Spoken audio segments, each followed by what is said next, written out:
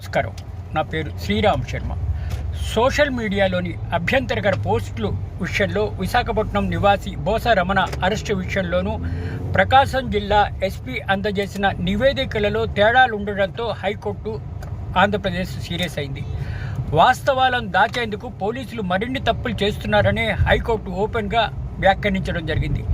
DGP గారికి పదవి ఉన్న గౌరవంతో అతనిని తమ ముందుకి రమ్మని ఆదేశించడం లేదని ఇద్దరు జడ్జిల ధర్మాసనం జస్టిస్ రఘునందన్ రావు గారు, జస్టిస్ మహేశ్వరరావు ఓపెన్ కోర్టులో ఈ విధంగా కామెంట్ చేయడం జరిగింది.